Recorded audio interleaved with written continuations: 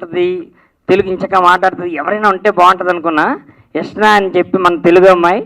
So ఎంత మంచి actors అంటే చాలామందికి తెలుసు ఈ అమ్మాయి. ఈ అమ్మాయి మనకి రాయలసీమ క్యారెక్టర్ చేసింది, మెర్సీ. ఈ అమ్మాయి హార్టీ వెల్కమ్ యష్ణ. సినిమా అంతా అయిపోయాక వీళ్ళ పేర్లు మర్చిపోతారు, వీళ్ళ క్యారెక్టర్స్ గుర్తుంటాయి మీ అందరికీ. సో అంత మంచి యాక్టర్స్. సో మా హీరోస్ అందరికి ఒకసారి క్లాప్స్ కొట్టండి. బ్యాడ్ గర్ల్స్ గా కనిపించబోతున్నటువంటి మా నలుగురు హీరోలకి hearty welcome and hearty congratulations. ఇంకా మీరే చెప్తాను కదా. నమస్తే అండి, మీడియా మిత్రులందరూ నన్ను క్షమించండి దయచేసి. ఇక్కడ చాలా పెద్ద పెద్దోళ్ళు ఉన్నారండి, వాళ్ళందరి ముందు ఎంత అన్యాయం జరుగుతుందంటే, ఇది బ్యాడ్ గర్ల్స్ కాదండి, బ్యాడ్ బాయ్. ఆయన బ్యాడ్ డైరెక్టర్.